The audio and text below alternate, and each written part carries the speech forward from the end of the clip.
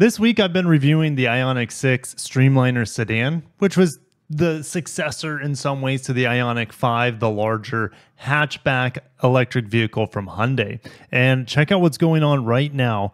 Hyundai has just refreshed the IONIQ5, which honestly I like a little bit better than the IONIQ6, and that's no shade on IONIQ6 because watch my review that's going to go live later today. It is a fantastic electric vehicle. I just like the roominess of the IONIQ5 a little bit more in the hatchback functionality. But we got some nice updates, including an inline, so let's get into it. Make sure you subscribe and hit the bell icon so you don't miss my IONIQ6 review going up later today. I think you guys will really appreciate it. IONIQ5 and IONIQ5 inline. We've never had an inline on the IONIQ5 before. We've seen it on the Elantra. We've seen it on the Sonata. Also seen it on the Tucson, for example. I think this is the first inline we've ever seen on a fully battery electric Hyundai. You know, we got the GT line on the EV6 and the EV9 from Kia. We know that the IONIQ5N is coming out this year. I hope some of that magic from the IONIQ5N trickles down to the inline, at least visually, I think it will. We also have increased range and battery capacity, and we'll estimate what kind of updated range we could see here with the IONIQ5. Up top is the new 2025 refresh. Here's the pre-refresh, and let's go over to some of the design details here. Okay, the biggest thing that I'm seeing is right up here on the very bottom of the bumper. We still have parking sensors in the same spot, but we don't have as long of lines down here at the bottom. And this piece right here has a lot more depth to it. Check out this. Now this looks like it is active shutters. That is a possibility here. The IONIQ6 has active shutters in this area. This just looks like a big hunk of plastic. It has a lot more depth, a lot more character to it, and it might come out a little bit more. I think they mentioned length as well. We'll talk about length here on the IONIQ5 and how it's changed. But looking at the headlights, everything else looks to be about the same. I've never liked these overstyled wheel arches, and it looks like they've kept that. We also have new wheels. Check that out. We kind of have like these 5 spokes with an inner platter in the middle. Let me know if you like the old style wheels more. I think I do, but I want to see these in person to be able to tell for sure. So let's look at the next image here. This must be the inline. And instead of comparing that to the old model, we'll compare it to the standard model. Okay, so we have this inline badge right there. Headlights look to be identical. The wheels will be different. It looks like they took all the lines off the side, which I'm actually a big fan of that design decision. I don't like all these extra details here because I think the overall outline and general design of the IONIQ5 is really strong. It's just all these extra pieces of details here. And I guess it now matches the wheels. If you look at it, these updated wheels with these lines in it match the lines on the door panels and the lines on the bumper. So I guess it kind of ties it all into one now on the standard model. But honestly, I prefer to have them gone off the side. And, I might actually like the front bumper design of the non-inline better. Let me know down below. But you can also see what could be these active shutters down here, a little bit more evident here on the inline than it is on the standard model.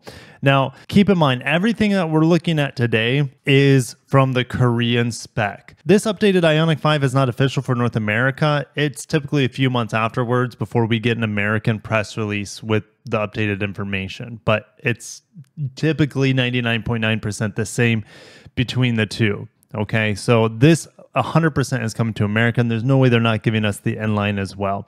And guess what they also did? So I'm starting to like this inline more and more because these overstyled wheel arches have been smoothed out and paint matched. That makes this look so much better. So yeah, I'm starting to like the inline a little bit more, even though this front bumper area takes the cake for me. All those extra design pieces that kind of take away from the overall beauty of the shape of the vehicle, like the wheel arches and these stripes on the side, looks a lot better here on the inline. So I love that Hyundai gives you that option now, and I'm pretty happy so far from what I'm seeing. Here's just a top view of the refreshed Ioniq 5. Oh, and why I mentioned that this is a Korean model is because these are not side mirrors, they're the cameras, right? The Ioniq 6 I just reviewed doesn't get the cameras here in North America either. A better look at these upgraded wheels. And let's go ahead and zoom in on the back here. I wish we had the back of the Ioniq 5 inline instead. Because we only have one picture of the inline here. So maybe I can find additional pictures of the inline on the rear because I know the rear bumper is going to be a bit different. Refreshed model up top, pre-refresh down here at the bottom. And they got rid of those lines here on the bottom of the bumper. I'm okay with that. And they've really widened the details on the back here. It looks chunkier, in my opinion, with the new refresh.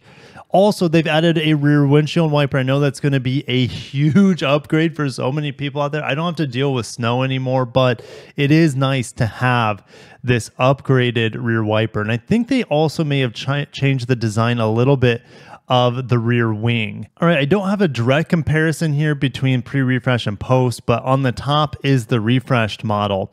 And it looks like they've darkened out the dash and the steering wheel. They give it a little bit more contrast here. Let me know if you guys like that. I think I'd like the more tan interior overall, or should I say the beige interior compared to the new model. But this is still really pretty. Don't get me wrong. All right, let's compare the technology here. Again, the bezels here around the screens are blacked out. And it looks like we might have we do have newer technology here, new software. And by the way, the Ioniq 5 now is fully updatable over the air. No longer you don't have to take it to the dealership for mechanical software updates. It can finally be done over the air fully. Now on the steering wheel, we get a nice welcome upgrade. We have the rollers that we have on the Ioniq 6 that it's still my driveway. And I like these buttons, the up and down. And I like the up and down switches as well. And it looks like the Ioniq 5 is finally incorporating that, which is amazing. I really like that steering wheel. And they've also, unfortunately, and this is just my personal taste, I like having the bottom portion of Hyundai steering wheels open like the Ioniq 6, and it looks like they've closed it down with the refreshed model. Yeah, the screen technology is different. Not that I had no issues with the technology and the software on these screens on the current model, to be honest, but I really am excited to test this out. I think I've already tested this new software in the Kona EV, the redesigned Kona EV. The vent details look a little bit different. They look more streamlined here on the refreshed model.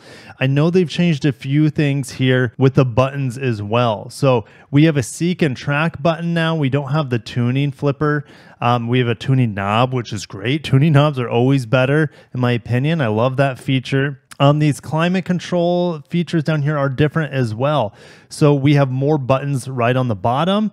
And instead of the individual screens here on the edge to give you, the digital readout of the temperature, it has been integrated into the middle here. I do think this revised layout is going to be superior. I still prefer traditional buttons instead of a touch panel, but this looks pretty simple. Now, they've also removed the 360 camera button from this setup in here. Okay, so I want to go ahead and zoom out and compare this section as well. They have changed quite a bit here. Let's start with the USB-Cs. Well, we now have USB-Cs up here. Check this out. And you can change between high wattage charging or charging plus USB data. So you can plug in your Apple CarPlay and Android Auto through here instead of this old USB-A. 180 watts is the same here. So big upgrade there. Let's check out the wireless charger station as well. And this is something I really like in the Ioniq 5. You have this flat floor here and much more roominess compared to the Ioniq 6. But check this out. All right, we have a big change with the wireless charging setup. They've really bumped it up a little bit higher. So there's that camera button. They've really moved it in line with the parking sensor button down here, as well as the heated steering wheel. Heated and ventilated seat buttons are great. Oh my gosh, another reason I picked this over the Ioniq 6. That was one of the annoying things about the Ioniq 6. You have to fly through the touchscreen menus to just activate heated steering wheel and heated and ventilated seats. And check out what they did here. They keep the buttons. Yeah, the wireless charger was in a weird spot with the old gen. It's all the way down here. underneath these USB-As. And I don't know if there are any more USBs in this area. We have one here. There has to be more now hidden, maybe underneath this armrest area. I wish I had more images. I just don't. In terms of the door layout and the speakers, that all looks to be the same. Honestly, it looks beautiful. And since this is darker here, it allows you to maybe not be so distracted by the bright dash, and it allows you to look at the road a little bit more pleasantly. So I found a static picture of the inline as well, and you have a better idea of the wheel design. Kind of like a split 5-spoke that's kind of overlayered and lapped on each other. And is it just me, or is the hood a little bit more aggressive? It's probably just me. Here's a better look at that interactive steering wheel, and also a close-up of the new relocated charging pad and other features. And just a different perspective of the seats. Just like the steering wheel, we have the H and Morse code, and then just the revised center stack here with the relocated buttons as well. We also have a close-up of the climate control panel here. It'll tell you actually the exterior air quality. That's a neat new feature as well. And also a close-up of the instrument cluster here. Again, watch my driving impressions of the Kona EV, the new one, to get a better idea of this really nice and streamlined and minimal software update. I'm really liking the new enhancements to the Ioniq 5, if you can't tell just from the images. So let's get into these enhancements. The battery pack has been increased from 77.4 kilowatt hours to 84 kilowatt hours. It is a huge bump in capacity. Currently, the usable battery capacity is 74 kilowatt hours. So let's say the new battery capacity is around 81 kilowatt hours. It just depends on your needs. I would say best case scenario for the dual motor is going to be 4 miles per kilowatt hour. So that's 324 miles of range is probably what I would be seeing here in South Florida. If you are in a colder climate, let's say you're getting 3 miles per kilowatt hour, you're down to about 252 miles of range. All right. So it's going to be a huge gap, but that is a nice boost here. All right. It's about a 10% increase in battery capacity. Is it going to be a 10% increase in range? No, because typically when you increase battery capacity, you also increase weight. So your efficiency actually, in theory, could go down just a tad here, but maybe not. Maybe they did some other updates with the motors and the inverters to get better efficiency as well. All right, so the Ioniq 5's length has been increased by 20 millimeters to 4,655. The width, height, and wheelbase remains unchanged. So it's around 118-inch wheelbase, if I remember, where the Ioniq 6 is about 116-inch wheelbase. To further increase the dynamic appearance and aerodynamic performance, the rear spoiler has been extended by 50 millimeters, and the vehicle now boasts new aerodynamic wheels.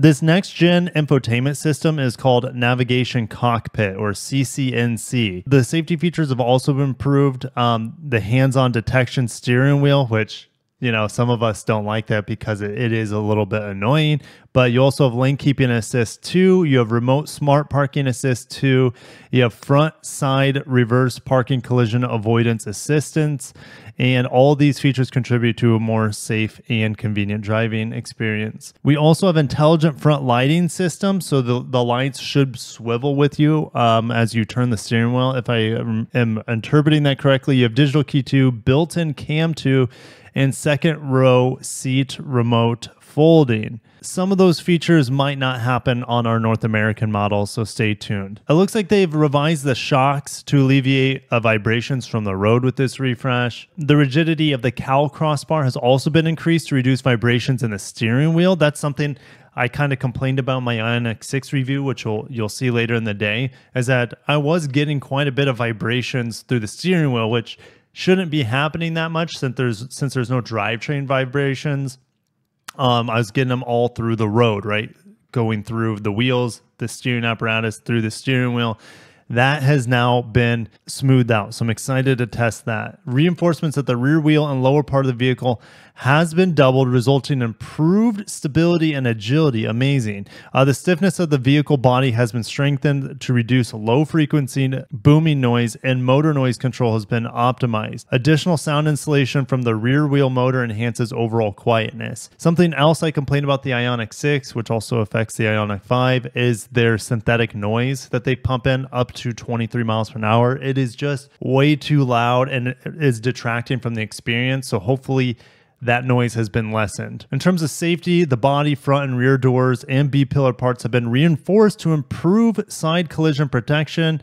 The vehicle also features an 8-airbag system, including second row side airbags for enhanced safety. Getting into the Ioniq 5 inline here, this is positioned between the upgraded base model and the high-performance Ioniq 5N, and the inline variant is expected to meet increased demand for sporty styling, appealing to customers who seek a dynamic driving experience. I already went over the differences here with the styling, but we haven't seen images of the cabin on the inline. It says that there's a dedicated inline steering wheel and dashboard, inline exclusive metal pedals, black headliner, dedicated sport seats with the N logo, red contrast stitching, and 2 seat covering options, creating an immersive dynamic comfort driving experience. So I really want to see what that interior of the inline looks like, because they have given it quite a unique identity compared to the base model. All right. Enhanced Ioniq 5 and Ioniq 5N will become available for Korean customers starting March 2024. So hopefully it arrives here on our shores 6 months later, by the end of the year. Fingers crossed, by the end of 2024, we'll be getting these refreshed. So I cannot wait, because it sounds so good. All the small details here, I think it looks better stylistically overall, especially the inline. You have your choice now, and the interior has been revised with better software, better functionality with this whole setup right here. Oh my gosh, I love the Ioniq 5. It's probably my favorite electric vehicle. That's why I'm so amped up. No pun intended. I'm so excited about the refresh, and I knew it was coming. I just didn't know when, and I didn't know it would be as good as it is with bigger battery, new software, over the air, better safety, a revised interior that is more functional for the driver, and an exterior now that is even better looking than before. So a home run, and I haven't even driven it. Oh, can't wait. Cannot wait. I'll see you guys in the comments. There you go. There's a lot here to unpack. There's a lot here to be excited about. I'll catch you guys in the next video, and make sure to watch my Ioniq 6 review coming out later today. Have a great day and peace.